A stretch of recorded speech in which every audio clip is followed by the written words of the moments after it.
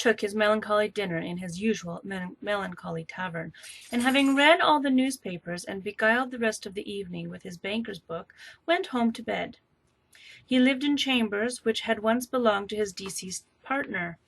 They were a gloomy suite of rooms in a lowering pile of building up a yard, where it had so little business to be that one could scarcely help fancying it must have run there when it was a young house, playing at hide-and-seek with other houses, and have forgotten the way home. It was old enough now, and dreary enough, for nobody lived in it but Scrooge, the other rooms being all let out as offices. The yard was so dark that even Scrooge, who knew its every stone, was fain to grope with his hands. The fog and frost so hung about the black old gateway of the house that it seemed as if the genius of the weather sat in mournful meditation on the threshold. Now it is a fact that there was nothing at all particular about the knocker on the door, except that it was very large. It is also a fact that Scrooge had seen it night and morning during his whole residence in that place. Also, that Scrooge had as little of what is called fancy about him as any man in the city of London, even including, which is a bold word, the corporation, aldermen, and livery. Let it also be borne in mind that Scrooge had not bestowed one thought on Marley since his last mention of his 7 years dead partner that afternoon. And then let any man explain to me, if he can, how it happened that Scrooge, having his key in the lock of the door, saw in the knocker, without its undergoing any intermediate process of change, not a knocker, but Marley's face. Marley's face. It was not an impenetrable shadow as the other objects in the yard were, but had a dismal light about it, like a bad lobster in a dark cellar. It was not angry or ferocious, but looked at Scrooge as Marley used to look, with ghostly spectacles turned up on its ghostly forehead. The hair was curiously stirred, as if by breath or hot air, and though the eyes were wide open, they were perfectly motionless. That and its livid color made it horrible, but its horror seemed to be in spite of the face, and beyond its control, rather than a part of its own expression. As Scrooge looked fixedly at this phenomenon, it was a knocker again. To say that he was not startled, or that his blood was not conscious of a terrible sensation to which it had been a stranger from infancy, would be untrue. But he put his hand upon the key he had relinquished, turned it sturdily, walked in, and lighted his candle. He did pause, with a moment's irresolution, before he shut the door, and he did look cautiously behind it first, as if he half expected to be terrified with the sight of Marley's pigtails sticking out into the hall. But there was nothing on the back of the door, except the screws and nuts that held the knocker on, so he said, "Pooh, pooh," and closed it with a bang. The sound resounded through the house like thunder. Every room above, and every cask in the wine merchant's cellars below, appeared to have a separate peal of echoes of its own. Scrooge was not a man to be frightened by echoes. He fastened the door, and walked across the hall, and up the stairs slowly too, trimming his candle as he went. You may talk vaguely about driving a coach and six up a good old flight of stairs, or through a bad young Act of Parliament, but I mean to say you might have got a hearse up that staircase, and taken it broadwise, with the splinter bar towards the wall and the door towards the balustrades, and done it easily.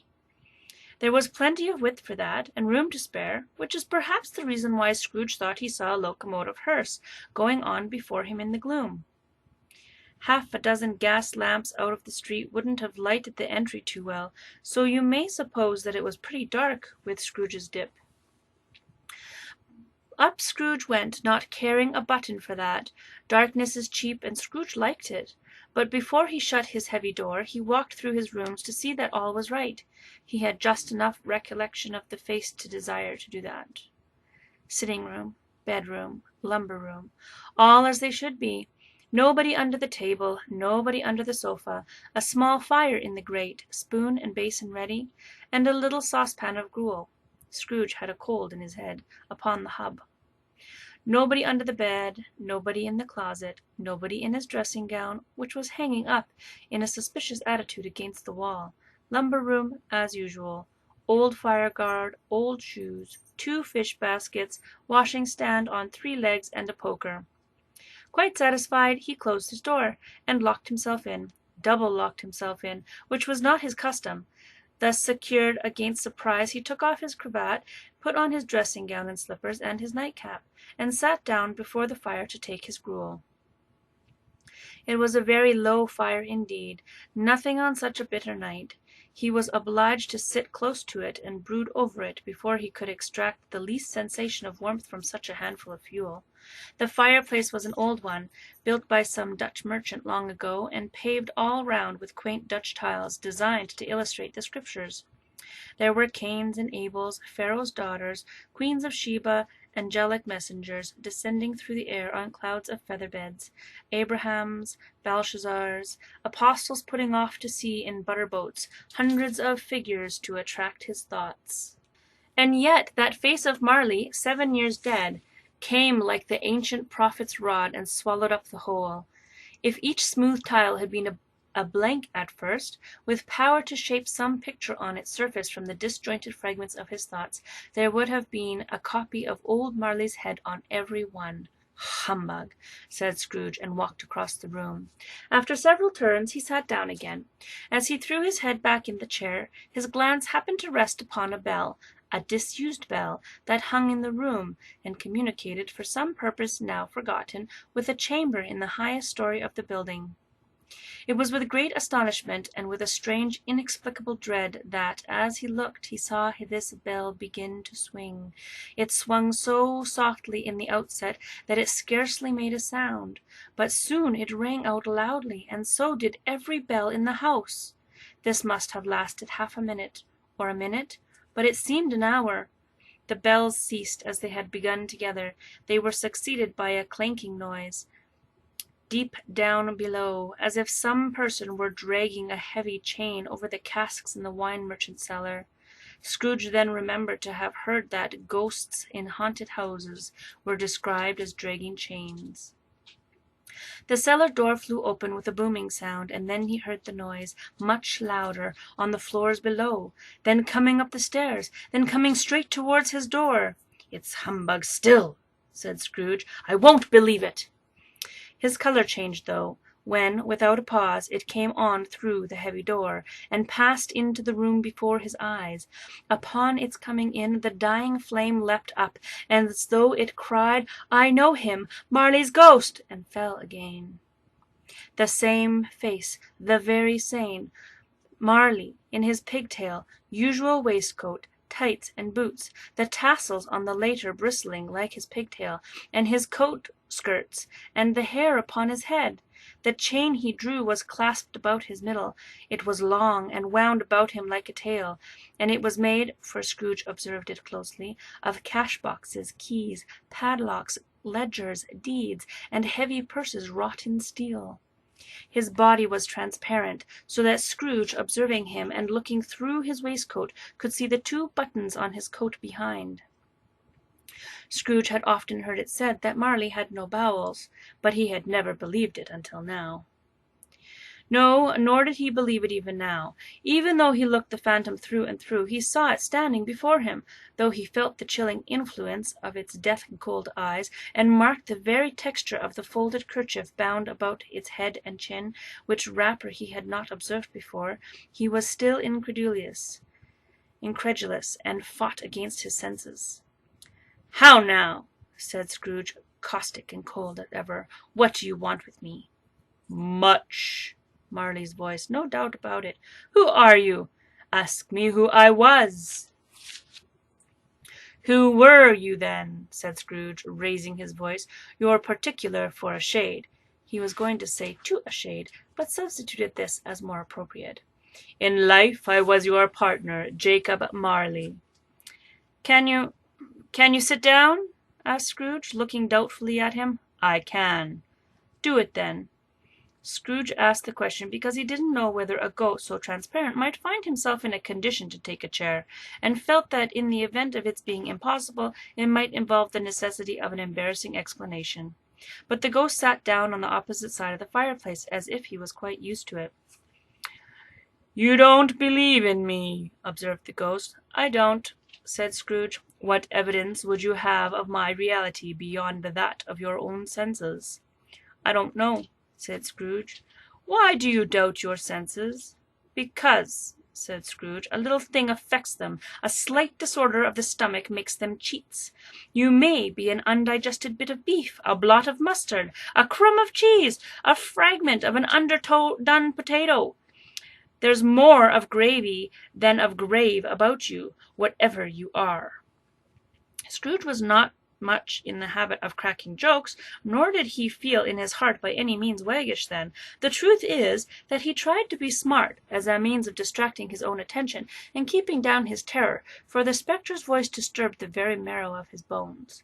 To sit staring at those fixed glazed eyes in silence for a moment would play, Scrooge felt, the very deuce with him. There was something very awful, too, in this spectre's being provided with an infernal atmosphere of his own. Scrooge could not feel it himself, but this was clearly the case, for though the ghost sat perfectly motionless, his hair and skirts and tassels were still agitated as by the hot vapour from an oven. You see this toothpick, said Scrooge, returning quickly to the charge, for the reason just assigned, and wishing, though it were only for a second, to divert the stony gaze from himself. I do, replied the ghost. You're not looking at it, said Scrooge. But I see it, said the ghost, notwithstanding. Well, returned Scrooge, I have but to swallow this and be for the rest of my days persecuted by a legion of goblins, all my own creation. Humbug, I tell you, humbug. At this the spirit raised a frightful cry, and shook his chain with such a dismal and appalling noise that Scrooge held on tight to his chair to save himself from falling in a swoon. But how much greater was his horror when, the phantom taking off the bandage round his head, as if it were too warm to wear indoors, his lower jaw dropped down upon his breast. Scrooge fell upon his knees and clasped his hands before his face. Mercy, he said. Dreadful apparition, why do you trouble me? Man of the worldly mind, replied the ghost, do you believe in me or not? I do, said Scrooge. I must. But why do spirits walk the earth, and why do they come to me? It is required of every man, the ghost returned, that the spirit within him should walk abroad among his fellow men, and travel far and wide. And if that spirit goes not forth in life, it is condemned to do so after death. It is doomed to wander through the world. Oh, woe is me! And witness what it cannot share, but might have shared on earth, and turned to happiness. Again the spectre raised a cry, shook his chains, and wrung his shadowy hands. You are fettered, said Scrooge, trembling. Tell me why. I wear the chain I forged in life, replied the ghost. I made it link by link and yard by yard. I girded it on of my own free will, and of my own free will I will wear. Free will I wear. Blah, blah, blah, blah, blah. O captive, bound and double ironed, cried the bantam, not to know that ages of incessant labour by immortal creatures for this earth must pass into eternity before the good of which it is susceptible is all developed. Not to know that any Christian spirit working kindly in its little sphere, whatever it may be, will find its mortal life too short for its vast means of usefulness. Not to know that no space of regret can make amends for one's life's opportunities misused. Yet such was I. Oh, such was I. But you were always a good man of business, Jacob, faltered Scrooge, who now began to apply this to himself. Business, cried the ghost, wringing his hands again. Mankind was my business.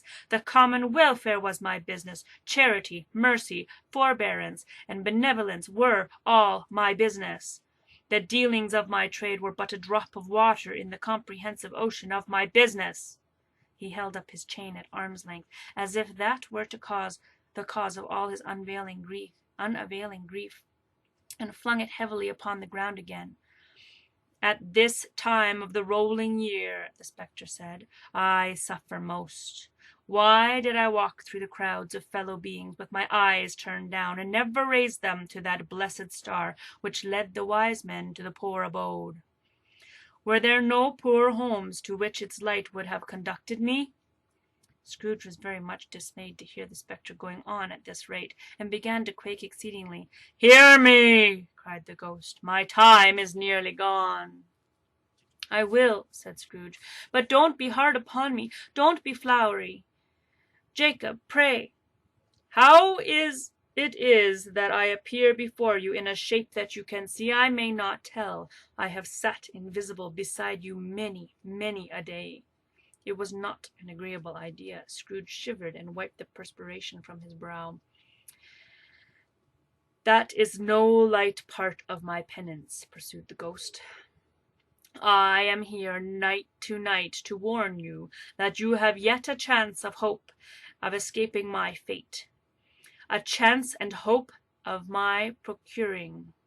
Ebenezer, you were always a good friend to me," said Scrooge. "Thank ye." "You will be haunted," resumed the ghost, "by 3 spirits." Scrooge's countenance fell almost as low as the ghost's had done. "Is that the chance and hope you mentioned, Jacob?" he demanded in a faltering voice. "It is. I'd rather not," said Scrooge. "Without their visits," said the ghost, "you cannot hope to shun the path I tread.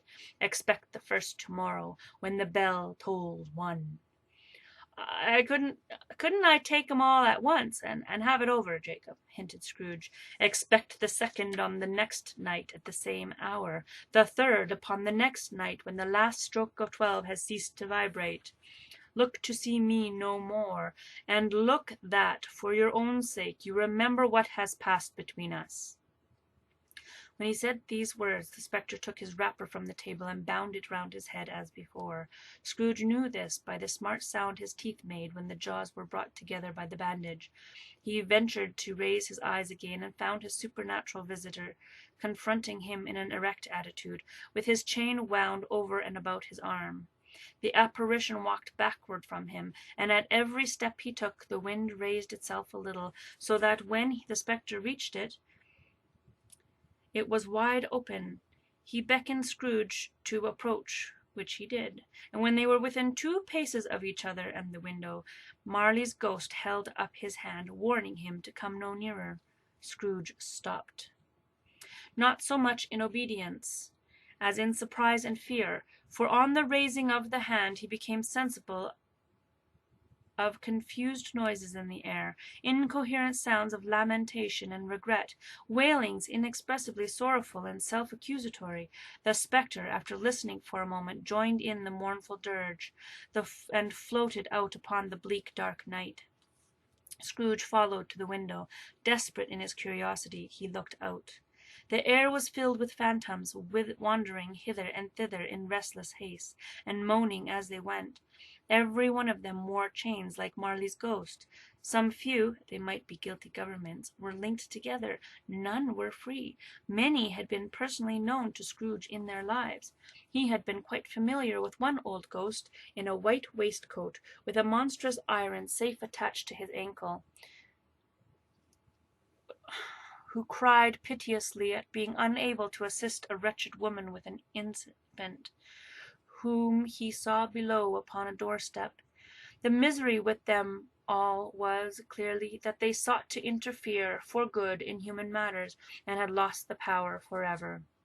Whether these creatures faded into mist, or mist enshrouded them, he could not tell, but they and their spirit voices faded together, and the night became as it had been when he'd walked home. Scrooge closed the window, and examined the door by which the ghost had entered. It was double-locked, as he had locked it with his own hands, and the bolts were undisturbed.